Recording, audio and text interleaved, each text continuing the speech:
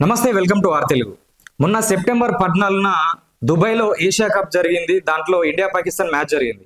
అయితే ఈ మ్యాచ్‌కి ముందు చాలా మంది మన ఇండియన్స్ ఏం చేశారంటే బైకాట్ ఇండియా పాకిస్తాన్ మ్యాచ్ అని చెప్పేసి ఒక హ్యాష్ ట్యాగ్‌ను ట్రెండ్ చేసిర్రు. అది తీవ్రంగా వైరల్ అయిపోయింది. సో దీనికి తగ్గట్టుగానే చాలా మంది ప్రచారం చేసిర్రు. అక్కడ మామూలుగా ఇండియా పాకిస్తాన్ మ్యాచ్ అంటేనే స్టేడియం మొత్తం ఫుల్ అయిపోతది. స్టేడియం బయట కూడా కొన్ని లక్షల మంది ఉంటారు. టికెట్స్ అన్నీ సోల్డ్ అవుట్ అయిపోతా ఉంటాయి. ఇండియా పాకిస్తాన్ మ్యాచ్ అంటే అటు పాకిస్తాన్ ఇటు ఇండియానే కాకుండా ప్రపంచంలో ఉన్నటువంటి చాలా దేశాలు ఆసక్తిని చూస్తాయి. ఎందుకంటే ఆ మ్యాచ్ జరుగుతున్నటువంటి తీవ్రత అనేది అట్లుంటది. సో కానీ ఈ మ్యాచ్‌లో మాత్రం దుబాయ్‌లో దాదాపు 40%కు ఎక్కువ సీట్లయితే ఫిల్ కాలేదు. అంటే తక్కువ మంది మాత్రమే మ్యాచ్ చూడడానికి వెళ్లిర్రు. ఎందుకంటే ఈ సిట్యుయేషన్ ఎందుకు ఏర్పడిందంటే ముందు ఏదైతే జరిగిందో పహల్గామ్ అటాక్‌లో 26 మందిని చంపేయడం, తర్వాత ఆపరేషన్ సింధూర్ ఇది జరగడం మెయిన్ దీనిపైన ప్రభావం చూపిస్తుంది. అందుకోసమే చాలా మంది రాలేదు. ఇక్కడ ఒక కాంట్రవర్సీ అనేది స్టార్ట్ అయింది మ్యాచ్ జరిగిపోయిన తర్వాత. మామూలుగా ఈ మ్యాచ్‌లో చిత్తుగా మనోళ్ళు పాకిస్తాన్ ఓడించారు. అది ఫీల్డింగ్ అయితేనేమి, బ్యాటింగ్ అయితేనేమి, తర్వాత బౌలింగ్ అయితేనేమి ప్రతి దాంట్లో చిత్తుగా ఓడించిర్రు. తర్వాత ఇక్కడ కాంట్రవర్సిటీ ఏది మొదలైందంటే ముందు ఈ టాస్ ఏసే టైంలో గూడా టీమిండియా కెప్టెను మామూలుగా ఐ కాంటాక్ట్ చూయించకపోవడం, తర్వాత షేక్ హ్యాండ్ ఇవ్వకపోవడం అనేది చేసిండు. తర్వాత మ్యాచ్ జరుగుతా ఉంది. సో, మ్యాచ్ వీళ్ళు ఎట్లా ఆడుతుర్రంటే, ఇగ తప్పదు కాబట్టి ఏదో ఆడాలి కాబట్టి ఆడుతుర్రు తప్పించి పూర్తిగా వాళ్ళు కాన్సంట్రేషన్ పెట్టి ఇంట్రెస్ట్‌తోని ఆడతలేదు. అరే! వీళ్ళతోనేందిరా భయ్ మ్యాచ్ ఆడేది అనేటట్టున్నాయి వాళ్ళ ఫీలింగ్స్. ఆ తర్వాత సరే ఆడొద్దు అని ప్రజలు చెప్తున్నా సో, వాళ్ళకి ఏదైతే ఈ బీసీసీఐ ఉంటదో సో, దానికి కొన్ని ప్రెషర్స్ ఉంటాయి.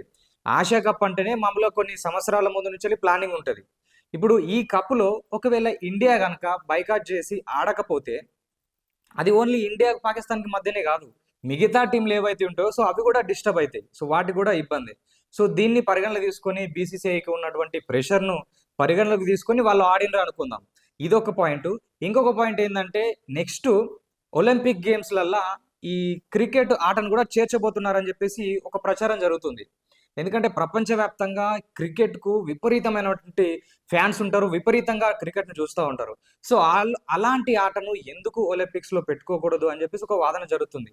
సో, అలాంటిటప్పుడు ఈ టీమ్స్ ఏవైతే దాంట్లో తీసుకుంటారో ఒలింపిక్ గేమ్స్‌లో సో, వీళ్ళన్నీ చూస్తారు. ట్రాక్ రికార్డ్ ఏంది? వాళ్ళ బిహేవియర్ ఏంది? వాళ్ళు దేంట్లో ఆడిర్రు? ఏం చేసిర్రు? ఏం కథ? అనేది మొత్తం చూస్తా ఉంటారు. సో, అటు ఒలింపిక్స్‌ను దృష్టిలోకి తీసుకొని, ఇటు బీసీసీఐకి ఉన్నటువంటి ఒత్తిడిని పరిగణలోకి తీసుకొని మన క్రికెట్ ఇండియా టీమ్ వాళ్ళైతే మొత్తం మీద ఆట ఆడిర్రు. ఆడిన తర్వాత వీళ్ళ మనసులో ఎప్పటికి అది ముద్ర పడిపోయింది. ముద్ర పడిపోయి వీళ్ళు ఏం చేశారంటే, ఆట అయిపోయిన తర్వాత గూడా మామూలుగా ఆట అయిపోయిన తర్వాత ఒక టీము, ఇంకొక టీము షేక్ హ్యాండ్ ఇచ్చుకుంటారు. ఎక్కడోళ్ళు ఎళ్ళిపోతారు. ఆడికి ప్రాసెస్ క్లోజ్ అయిపోతది. కానీ ఈ మ్యాచ్ గెలిచిన తర్వాత ఇండియన్ క్రికెట్ వాళ్ళు ఆ పాకిస్తాన్ క్రికెటర్‌కు షేక్ హ్యాండ్ ఇవ్వలేదు. మామూలుగా అయితే ప్రతి మ్యాచ్ అట్లా ఇస్తా ఉంటారు. ఏ దేశమైనా, ఏ టీమ్ అయినా గాని షేక్ హ్యాండ్ ఇచ్చి ఎక్కడోళ్ళు ఎళ్ళిపోతారు. కానీ వీళ్ళు ఇవ్వలేదు. ఇవ్వకుండా మ్యాచ్ అయిపోయిన తర్వాత డైరెక్ట్ డ్రెస్సింగ్ రూమ్‌లోకి ఎళ్ళిపోతారు. డ్రెస్సింగ్ రూమ్‌లోకి ఎళ్ళిపోయిన తర్వాత గూడా ఈ పాకిస్తాన్ క్రికెట్ టీమ్ వాళ్ళు సరే మళ్ళీ అచ్చిగిట షేక్ హ్యాండ్ ఇస్తారని చూస్తా ఉంటారు. కానీ వాళ్ళు ఇవ్వరు. ఇవ్వకుండా అదే రూమ్‌లో ఉండిపోతారు. తర్వాత వీళ్ళు పాకిస్తాన్ ప్లేయర్స్ ఎక్కడోళ్ళు పోయిన తర్వాత మొత్తం సల్లబడ్డ తర్వాత బయటకొస్తారు. సో, ఇంత తీవ్రంగా వాళ్ళకు అవమానం జరిగింది. ఎందుకంటే షేక్ హ్యాండ్ ఇవ్వకుండా విపరీతమైనటువంటి ఆల్రెడీ ఓడిపోయారు. ఇక్కడ ఏమంటారు, చచ్చిన పామును మళ్ళా చంపినట్టు ఆల్రెడీ ఓడిపోయి డిసప్పాయింట్‌లో ఉన్న వాళ్ళకు షేక్ హ్యాండ్ ఇవ్వకపోయేసరికి వీళ్ళు ఇంకా విపరీతమైనటువంటి అవమానంగా భావించారు. సో, దీన్ని వీళ్ళేం చేశారంటే ఏదైతే ఐసీసీ ఉంటదో సో, వాళ్ళకు కంప్లెయింట్ చేసే ప్రయత్నం చేసిర్రు. అసలు వీళ్ళు ఏదైతే మాకు షేక్ హ్యాండ్ ఇవ్వలేదు అని చెప్పేసి మాట్లాడుతున్నారో, వీళ్ళ క్రికెట్ టీమ్ వాళ్ళ మేనేజర్ గావచ్చు, లేకపోతే టీమ్ కోచ్ గావచ్చు, మీకేం అర్హత ఉందిరా భయ్ మీకు షేక్ హ్యాండ్ ఇవ్వడానికి?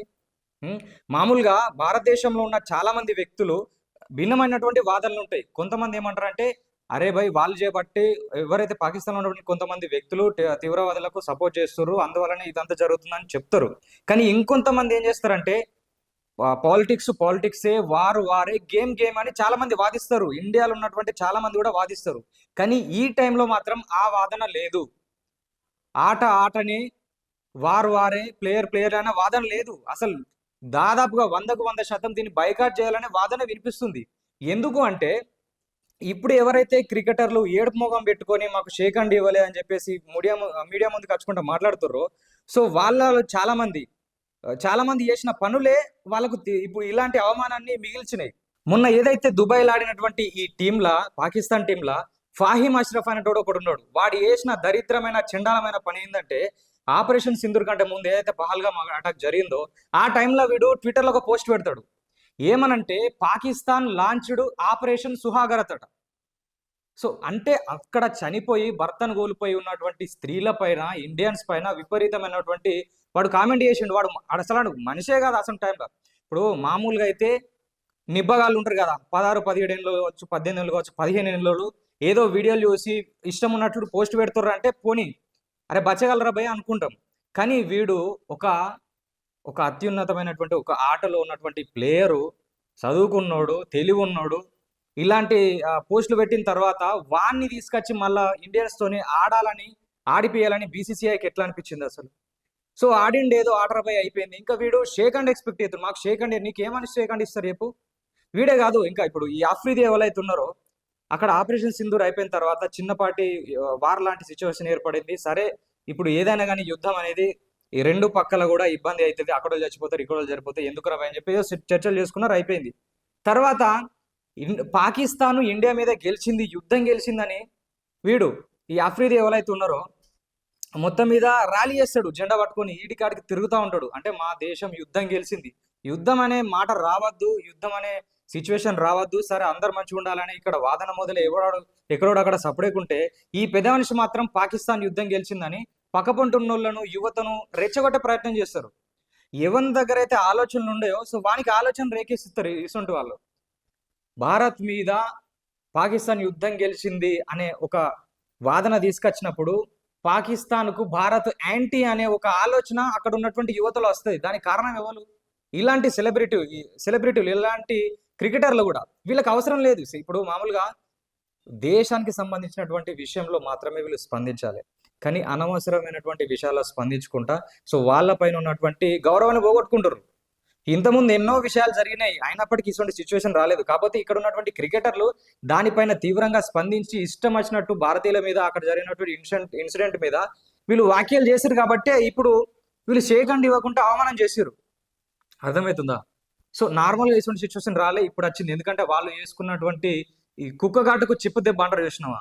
Same situation. కుక్క ఘాటుకు చెప్పు దెబ్బనే సరైనటువంటి సమాధానం. మీరు చేసిన పనికి ఇప్పుడు మీకు కరెక్ట్ న్యాయం జరిగింది. అర్థమవుతుందా? సో తర్వాత ఇప్పుడు చాలా మంది ఎందుకు ఆడిరు అన్న అంటే ఇవి పలు కారణాల వల్ల మ్యాచ్ ఆడారు.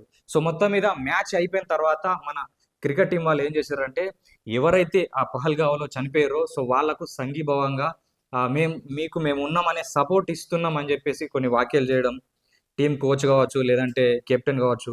తర్వాత ఆ పహల్గావ్ అటాక్ తర్వాత ఈ ఆపరేషన్ సింధూర్లో ఎవరైతే సైన్యం పాల్గొన్నారో సో వాళ్ళకు కూడా మేము ఇది అంకితం చేస్తున్నాము ఈ విజయాన్ని అని చెప్పేసి క్రికెటర్లు వాళ్ళైతే వాళ్ళకు దీన్ని అంకితం ఇచ్చేసారు. సో నిజంగా ఇది ఇండియన్ క్రికెట్ టీం వాళ్ళను మెచ్చుకోదగ్గ విషయం. ఎందుకంటే ఇలాంటి టైంలో ఇప్పుడు ఏమైందంటే ఇలాంటి పనులు చేయడం వల్ల వీళ్ళపైన ఫైన్లు వేయడం, లేకపోతే వేరే ఆటలో ఆడనీయకుండా కొన్ని చర్యలు తీసుకోవడం ఇలాంటివి ఉంటాయి. కానీ అవన్నీ ఆలోచించకుండా జరిగినటువంటి ఇన్సిడెంట్ని భారతదేశంలో ఉన్నటువంటి అలాంటి ఏదైతే జరిగిందో సో దాన్ని దిమాగ్లో పెట్టుకొని వాళ్ళు ఇలా ప్రవర్తించారు.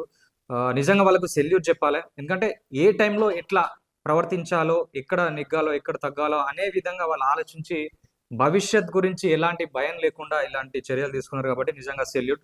తర్వాత ఏదైతే వీళ్ళు కెప్టెన్ కావచ్చు, కోచ్ కావచ్చు చేసారో సో దీనిపైన బీసీసీఐ కూడా వాళ్ళకి ఇన్స్ట్రక్షన్స్ ఇచ్చిందని కొంతమంది అంటారు, లేదంటే మన దేశ నాయకులే ఇలాంటి ఇన్స్ట్రక్షన్స్ ఇచ్చినారని ఇంకొంతమంది అంటారు.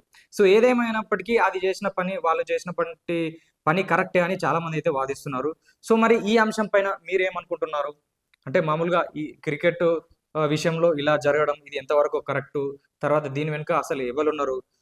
దీని గురించి మీరేమనుకుంటున్నారో కామెంట్ రూపంలో మాకు తెలియజేయండి. మళ్ళీ ఇలాంటి ఇంట్రెస్టింగ్ టాపిక్స్ ఇంకా మేము ముందుకు తెచ్చే ప్రయత్నం చేస్తాం. సో ఇంతవరకు వీడియో చూసారంటే మీకు ఖచ్చితంగా ఈ వీడియో నచ్చింది అనుకుంటాను. సో ఒక లైక్ చేసి మాకు ఇంకా కొంచెం బూస్టప్ వచ్చే విధంగా చేస్తారని అనుకుంటాను. సో మరో వీడియోతో మళ్ళీ కలుద్దాం.